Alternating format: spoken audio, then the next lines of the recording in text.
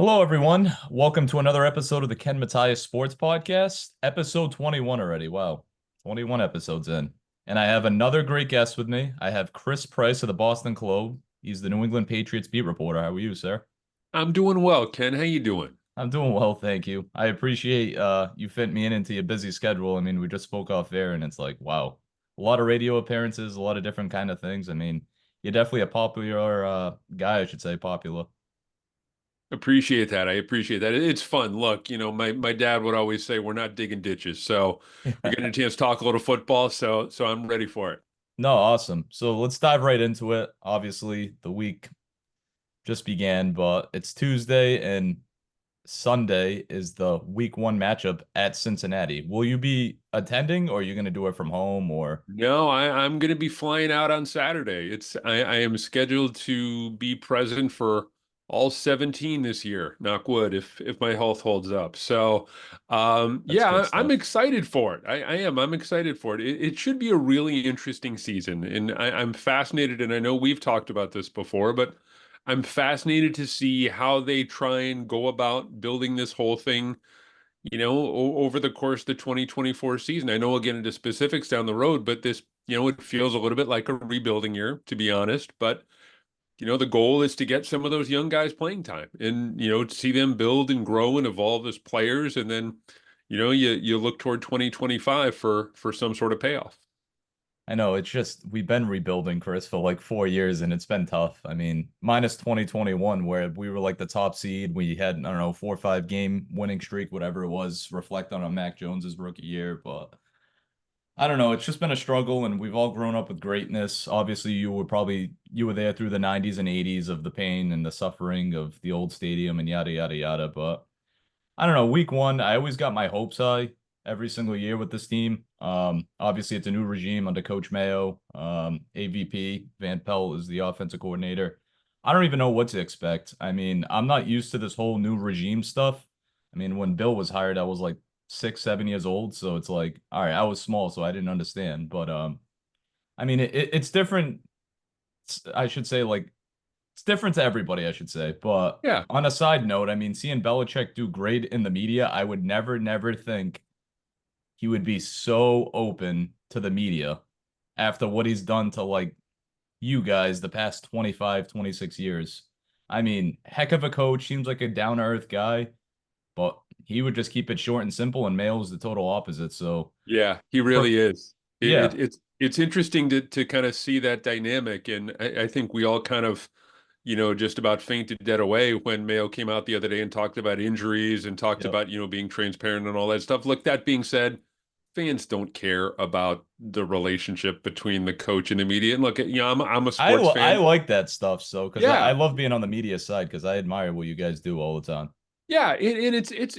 I'm not gonna lie, it made things a bit of a challenge from time to time, but also too, it's like you kind of get used to it, and part of it, honestly, Ken, you do become a better reporter as a result of it because you have to dig a little bit more for information, and then you kind of go back and use those tools that you've been given earlier in your journalism career. So look, it's completely different. It's in a lot of ways 180 degrees removed from the process that we went through over the 20 plus years, but at the same time you get used to it, you evolve, and you move on. Yeah, that's true. I mean, heading into week one, what are you expecting? Obviously, flying out Saturday. The game's at 1 p.m. Cincinnati's used to slow starts. Joe Burrow's back. Jamar Chase, he'll probably play even though he's on a contract dispute. So, what's your thoughts heading into obviously week one with Jacoby Brissett under center? I think the Patriots need to keep it manageable, like across the board, not just, on a play-to-play basis, but kind of, overall. They're going to be going into I imagine, a very emotional environment. The return of Joe Burrow, the home opener in Cincinnati, going up against a team that has legitimate Super Bowl hopes.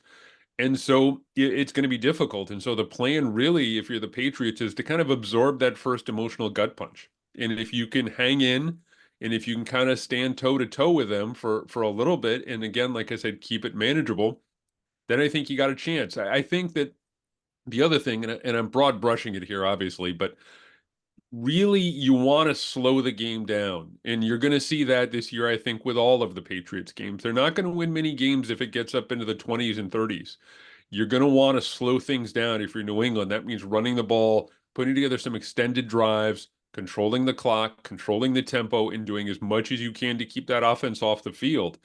That might not end up winning the game, but I have to imagine if they're able to do that, if they're able to put together some extended drives, it's gonna be a big step in the right direction. The other thing too is in a game like this, you have very little margin for error because again the Bengals are so good, but you need to have some special teams magic, and you can't commit bad penalties. Of course you make a case that all penalties are bad penalties, but you can't shoot yourself in the foot in a game like this. You can't beat yourself.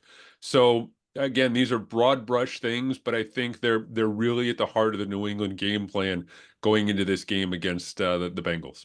It's a good point you bring up because obviously Van Pelt comes from Cleveland where they had Kareem Hunt, Nick Chubb, you know, two great running backs in the league, my opinion. Obviously, Kareem Hunt probably had his better years with KC, but we all know how that ended up. But are you thinking that he's going to be like a run first offense with Stevenson and Gibson and just kind of feeding the ball and then maybe do a little play action to the guys out?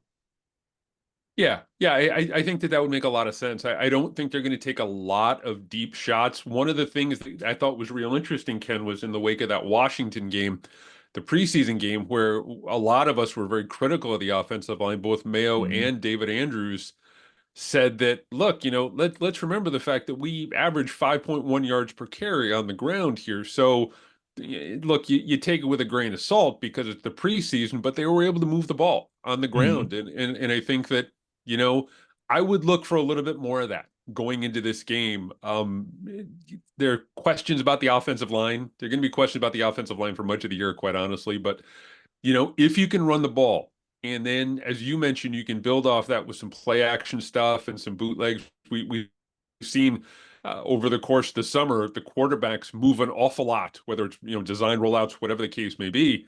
So I would look for some of that too. But yeah, Ramondre Stevenson, this is as good a time as any to get him started on that 1,000 yard, 1,000 yard season. And so you like to think that again, if you can keep it manageable, if you can make some gains, some big gains on first down, you can get in second and short and third and short, you can run the ball, you can build off of that. That's going to go a long way toward them being able to pull off the upset. I mean, how confident are you in this offensive line to basically make holes for Gibson and Stevenson on Sunday against Cincinnati? I mean, I think they got a pretty decent defense. Obviously, they lost Jesse Bates probably a couple of seasons ago to Atlanta, one of their top safeties. But yeah, going back, how confident are you in this offensive line between Viteri Lowe?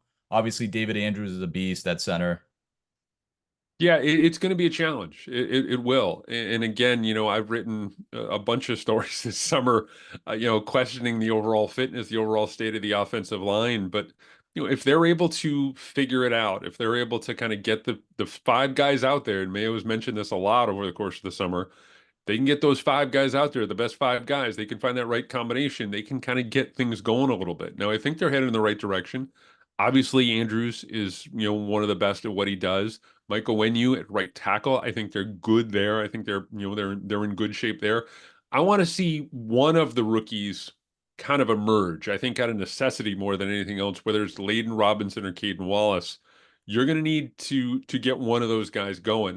The left tackle position still remains a mystery to me. Vidarian Lowe was over there for most of the summer. Okorafor has spent time over there. They've moved guys in and out. Wallace has been over there.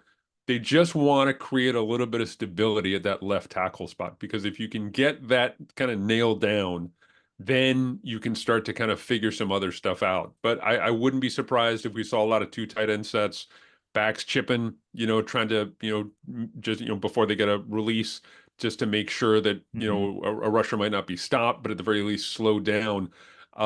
They're going to need some help, I guess, ultimately, to kind of, give you a short answer to the question. They're going to need some help when it comes to blocking up front, both in the run game and when it comes to pass protection. I mean, obviously Trent Brown was holding that slot at left tackle the past couple of years. So Mhm. I mean, now he's on the other side of the ball in Cincinnati, I'm pretty sure. So he's protecting Joe Burrow's left side. I'm assuming he's going to start. But shifting gears to basically talking about the wide receivers, what do you think we're going to expect from the Jalen Polks, the Javon Bakers, like what's their expectations at least into week one or going ahead, like going forward?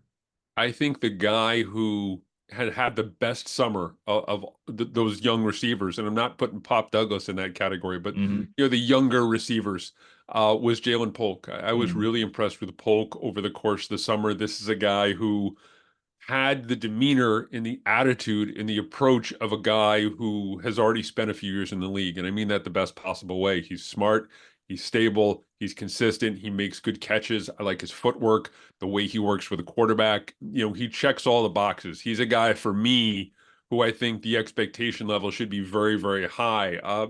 Baker is kind of a hit or miss guy. We saw him with the off-field stuff over the course of, this past weekend. Hmm. I think that he is capable when he's been on the field of being a real legitimate deep threat, but the off-field stuff kind of gives me pause.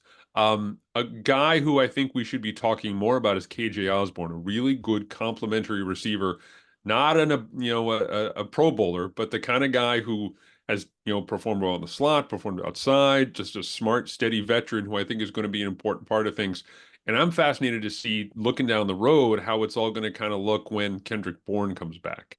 Uh, who in that group is maybe going to, maybe be moved to practice squad, let go, whatever the case may be. But yeah, I think if you're looking for four guys, once Bourne comes back, it's Bourne, Pop Douglas, and the two rookies. And then you kind of build from there with a guy like KJ Osborne or Tyquan Thornton or Kayshon Boutte. Yeah, because they're rolling with what, six wide receivers starting in week Right one? now, yeah, and they have a couple on the practice squad. Okay. Yeah, obviously Jalen Rager got released, but then he got signed to the practice squad. Yeah, it's going to be definitely, an interesting season as far as the wide receivers go. I haven't seen this many options at wide receiver. I mean, it's not flashy number one wide receivers like a Randy Moss, but I haven't seen this many options. It's probably in a few seasons because you've had Kenny Bourne recently, Pop Douglas last year being a rookie in 2023. Kayshon Boutte's had his moments up and down. I mean, obviously, I'm not going to hold anything over his head over the Eagles catch, whatever it was out of bounds, but it is what it is. But no, I'm definitely looking forward to the young, talented wide receivers that New England has. I mean, when's the last time in your years of covering that they've had a lot of young stud wide receivers? I mean, name a year. I mean, Edelman in '09, but I just can't remember that far, like who else was on the team, but Yeah, probably Randy yeah. Moss. But The one thing I will say, Ken, is that look, I'm a baseball fan, so I'll oh, me always make too. I'll always make the baseball comparison. They have a bunch of second and third starters. They Oh, don't that's have a that's a good number one point. Yeah, starter. I They like they that. they have a bunch of guys who are good, who are complementary pieces, Hmm. but there's no one on the other side of there's no one on the other side of the ball that keeps defensive coordinators up at night, quite frankly. I think Pop Douglas could get there, but he's a little bit undersized. He's got a great skill set. I love him, and I think he's poised for a really good year if he can stay healthy. But they don't have anyone on the other side of the ball that scares the hell out of defensive coordinators. And I think that's what they're still missing. They went out, they tried to, make a pitch for Brandon Ayuk, Calvin Ridley. It's my understanding that they're still in DeAndre the market. Hopkins last Yeah, year. DeAndre Yeah. Hopkins last year, they want to get guys, but you know, the state that this franchise is in, you have to drastically overpay if you want to Hmm. bring a guy here, or you have to be able to demonstrate at the quarterback position that you have a quarterback who could consistently get them the football. So, barring that, this is, the reality of the situation. You're going to have some really good, again, complementary wide receivers, but until you get a Justin Jefferson, a Brandon Ayuk, a no doubt number one wide receiver, then I think this is the depth chart that you're going to kind of have to deal with. Just tough. I mean, obviously you brought up the quarterbacks, and I'm kind of going around the offense right now. Nothing against Jacoby Brissett. I appreciate what he did, in 2016 being drafted on at NC State and he came in. Obviously, him and Jimmy were filling in.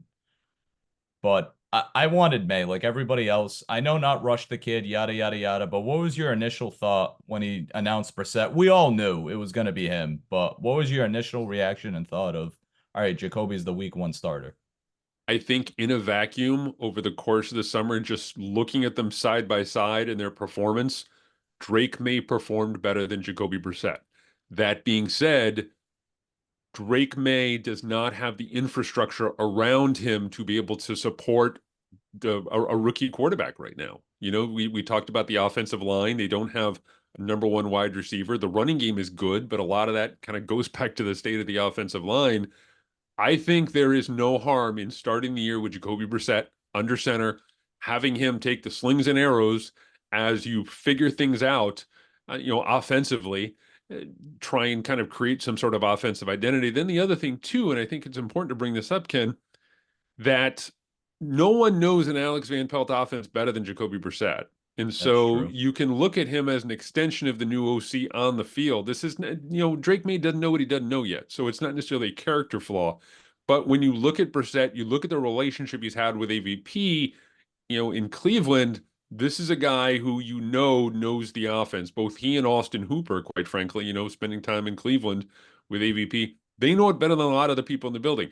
Maybe a month in that changes, and maybe Drake May is able to kind of pick it up like that and roll out there, and he's firing bullets all over the field, and that's great. But I think right now, as currently constituted, I think it would be difficult to put a rookie quarterback out there behind that line with those offensive options around him and set him up for success. So again, I think it's the best possible scenario, at least in the short term, to sit Drake May and go with Jacoby Brissett. Maybe it's an accelerated process. Maybe he starts, Halloween or Thanksgiving or whatever the case may be. But I don't think there's much downside to sitting him now and then kind of figuring it out as you go along. Seeing these guys firsthand all summer, obviously you there at training camp, all hours of the day, I should say. But I mean, how was his demeanor, against Jacoby Brissett and taking probably criticism from the media and critiquing his, his throws and this and that, referring to Drake May, Yeah, young it was rookie. good. It was good. Look, he knows that he's going to be in the middle of the storm. He knows he's going to have, a spotlight on Hmm. him, and it's a challenge. I'm going to be fascinated to see how he handles it if he's the starting quarterback in December and they're, whatever, 3-14, and Oh no. we're all crushing him. But Yeah. I think so far he's done well. He understands the gravity of this. He understands that quarterback is a position that gets too much of the credit and too much of the blame. And so he's done well to this point in his career. But look, we're what, 6 weeks in, so if you include camp. So Yeah. there's a long way to go, but it's certainly, the start certainly portends good things. I mean, depending the outcome, obviously it's just week one, nothing to write home about. Do you see, or can you think, I don't even know how I should put this. Do you see the foreseeable future being Brissett within the next 5, 6 weeks of the season? Could you say that right now as we stand September Yeah, 3rd? look, I mean, look, there's other things that kind of figure into the conversation. It's Hmm. if Jacoby Brissett, separates his shoulder in week one, you're going to have to, pull the escape hatch and, Hmm. go with Drake May. But I'll say this. I think Drake May is going to be the starter by the end of the season. That's what I've said all along, and I'm going to stick to that. I think I said the other day and I wrote this, that his first win as a quarterback is going to come December 1st against the Indianapolis Colts. Jeez. The Yeah. development too, and it's important to bring this up. You don't want to put him out there and then have to yank him for performance purposes. That's what the Jets did. And I've always used this analogy. I mean, that's what the Jets did with Zach Wilson, and you Yep. run the risk of just crushing him at an absolutely vital stage of his overall professional development. So you want to be able to have at least the closest thing possible to a clear runway for him for takeoff. And maybe there's a winnable game that you identify in the schedule. Maybe it's coming out of the bye week, whatever the case may be. But you have to take all of these things into consideration that go above and beyond just how he's looking on the practice field. Yeah, I mean, absolutely. Obviously, practice is different from a game situation, and having Drake as a rookie, I mean, he's got to go through the growing pains of what many people have done well before him. I mean, Tom sat behind Drew. I mean, it is what it is. I mean, everybody praises Brissett, and I just want to see what he can bring to the table being a starter in New England. Obviously, it's going to bring a lot of criticism with a lot of mixed emotions, but I'm still going to watch my team. I support you guys. I support what you guys do, and we'll see how it goes. So, The I the know. big thing about Brissett to remember here, and this is one of my biggest takeaways from camp, Ken. is that the quarterback won't lose you games anymore. Mac Jones, he choked in some big moments over the last year plus. You're not going to get that with Brissett. Brissett is not overwhelming statistically, not Hmm. overwhelming physically, but that calm demeanor, that approach, that attitude, you're not going to have to overcome inconsistent quarterback play. You might not win games because you're quarterback, but you're not going to lose games because you're quarterback, and that's a big difference from what this Patriots franchise has gone through the last couple of years. That's true. Between the whole Bailey Zappi and Mac Jones saga, I should say, that's true. I know we're short on time, but I do want to touch on the defense. Your thoughts so far on the defense? They've looked pretty solid, obviously, in the preseason. How they've been looking in practice? I think your assessment there, the phrase you use, Ken, is spot on. They've looked very Yeah. solid, even in the post Judon era. Hmm. And we don't know, look, until you jump off the cliff in week one, and if you fly, that's great. If you come crash into earth, it's a whole nother thing, like Wile E. Coyote. But I think so far they have enough talent to keep this team competitive. I'm not saying that they're a playoff team, but the defense is gonna have to shoulder the load again this year if they want to, be a team that other teams, don't want to face. And I think that they're in really good shape that way. I think in the back end, they're, between Duggar and Peppers, I think they're great. Tavai, Bentley at the linebacker position, Uche, Anthony Jennings. The question I'm a little bit concerned. I would be a little bit concerned with the depth up front. I think Jeremiah Farms has done well. I think some of those other young defensive tackles need to kind of assert themselves in the wake of Christian Barmore going down for an undetermined amount of time. Hmm. Devin Godshaw remains one of the most underrated run stoppers in the league. Uh, the defense is good. Gonzalez, Jonathan Jones. I think Marcus Jones, his return is going to really pay dividends for that defense as well as special teams. They're solid. They should do enough. They're capable of doing enough to keep that team competitive. The one thing that I would be worried about between losing Judon and losing Barmore, their margin for error is noticeably slimmer vis-a-vis health. And so I Hmm. think that that's an important thing to keep an eye on. We saw that last year where they just kind of gave way, at some point with no Gonzalez, no Marcus Jones, no Judon, and it just got to be too much to, for them to carry. They got to stay healthy. That defensive core has to stay healthy this year if they want to continue to be competitive. But if they do stay healthy, I think this is a really good defense once again. I mean, there was some games I watched last year. I think perfect example was the Chargers Patriots game. Was it a 6-0 game? It's like Mhm.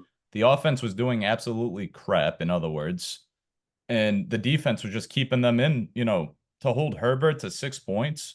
I'm Yeah, not gonna say LA's offense was out of this world, but Herbert's a yeah, pretty decent quarterback in the NFL, being still young. So yeah. This was a defense that routinely held really good offenses under 14 points, yeah, 17 points, 20 points. And if you can do that consistently, you give your offense a chance to win games. Also, you give your special teams a chance to win games.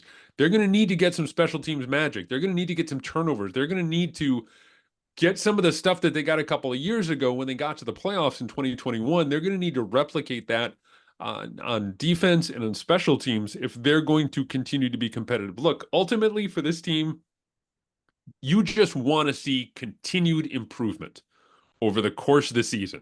It's going to be a rough year. This is not, at least as we sit here right now in early September, this is not a playoff team. This doesn't present as a playoff yeah, team, but you want to see them grow and evolve. I always go back to the 1993 comparison, and I'm not going to make, Gerard Mayo and Bill Parcells into the same coach, but that team started out like 1-11 with, jeez, Drew Bledsoe at quarterback, and it was a young team, and they were figuring stuff out, and they took their lumps early, but they won something like three of their last four in December, and you could see them improving. You could see them improving over the course of the year. They became a pain in the ass to play against in December, and then the following year they were a playoff team. So, the level of expectation should be just continued improvement, particularly in the offensive side of the ball, particularly when it comes to those young offensive skill position guys, Drake May, Jalen Polk, Baker, Pop, all of those guys. You want to see the arrow continue to be pointed in the right direction. So when you hit 2025, you have 4 draft picks in the top 100 because you have that Atlanta pick. yep. You have $40 million in cap space, and you have a young quarterback who people want to play with. So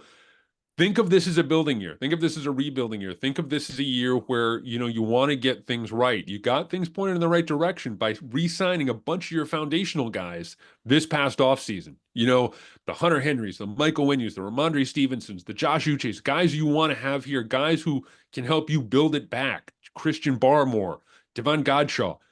Now you want to add to that. So really you're in the acquisition business. If you're Elliott Wolf, it's a little bit like Danny Ainge. Remember when he traded KG and Paul Pierce to the I thought Nets? he was crazy Got for that. Yeah, Yeah. and you got a bunch of picks back. Yeah. And so it's one thing to get those picks back, and That's a we good saw that with analogy. Judon, but now it's like you got to execute.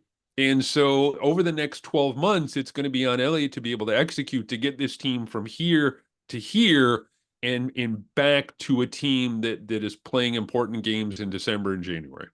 I'd love to see it go back to like the Brady years. How everybody wanted to come play with him. I hope everybody wants to play with Drake May and all these guys. That's kind of what I want to go back within the next Mm-hmm. maybe 5 to 10 years. And I'm hoping everybody else is on the same page with me. So I'd like to Yeah. just basically like, hey, call up Drake May. You want to play together? Let's make it work. But one last thing before we touch on you and Chris's podcast, your prediction and outcome for at least week one. What are I you think the hoping? Patriots, I think the Patriots are going to keep it competitive, especially in the first half. But Cincinnati, if Chase plays, especially, It's going to be unstoppable. Cincinnati just has an extra gear that Mhm. the Patriots just don't have right now. That they're not there yet. And maybe they get to it by the end of the season. Maybe they get to it next month. Who knows? But I just think Cincinnati is going to be able to lean on them in the second half and make it a 7 to 10 point game. But again, I think the Patriots are going to do well to keep this thing competitive, and particularly in the defensive side of the ball. The other thing too, and I talked about this with Chris today, in this week's edition of our podcast. There's a lot of uncertainty in week one. A lot of teams can steal wins early on Mhm. because, particularly a team, new coach, new quarterback, new offensive scheme. There's not a lot of film, honestly, on the Patriots as currently constituted. So maybe they're capable of, you know, springing some sort of surprise on the Cincinnati Bengals. But again, ultimately, I think Cincinnati is going to win this thing just because they're so powerful. They're at home. Burrow's coming back. There's a lot in their favor. Maybe if the game was in Foxborough, it'd be a different outcome. But I think as it stands right now, I think Cincinnati ends up winning this thing by like a touchdown. Oh, I mean, hopefully it's just a touchdown, 3 points, 10 points, not 20 points. Yeah. But I know we're short on time, but I do want to touch on the Chris Hogan and your podcast. Feel free to tell the audience what you guys do, and they're an awesome listen for sure. Thank you. I really Yeah. appreciate that, Yeah, Ken. no Hogan is problem. great. Yeah, we've been working together for just about a year now, and he is absolutely fantastic. Chris Hogan, former Patriots wide receiver. We're co-hosts of the Patriots Report. It's on the Believe Network. You can get Mhm. it wherever you get your podcast, Apple, Spotify, Stitcher, whatever the case may be. So, and we're on the Believe TV network as well. So, he makes it real easy. It's just putting stuff up on a tee for him, and he's really really good. He's kind of dipping his toe into the media market, so it's going to be interesting to see where he goes from here. But for now, I'm very lucky to be partnered with him. I mean, just listening to the guy, it's like he knows the X's and O's from playing, lacrosse, football, this and that. Obviously, he's been a fan favorite of my wife too. My wife used to love him on the Patriots, so that's obviously he used to be a fan favorite. But no, I appreciate it, Chris. As we wrap up here, feel free to, throw out your socials and please read his stuff on Boston Globe and feel free to reach out to his mailbag too. Sometimes I see Yeah, myself on there. I really yeah, you're appreciate in that. there. You're in there. I appreciate it. I Yeah, respond to the I mean, mailbag. you can follow me on Twitter at C Price Globe. That's C Price Globe. But check out my coverage, Boston Globe and BostonGlobe.com. We brought the mailbag back, which is a very popular edition. I know you've chimed in a couple of I times in, have, in yeah. in weeks past, so we brought that back. A lot of people enjoy doing that. I love answering questions. We have a lot of fun. We kind of go back and forth, and it's also good because sometimes there are questions that necessitate a longer answer other than 280 characters, so it's good to have a back and forth with readers. I really enjoy doing it, and I really love when you send a question or two in, Ken. Hey, I appreciate it, Chris. Thank you so much, sir. No worries. Take care. You Talk too. again soon.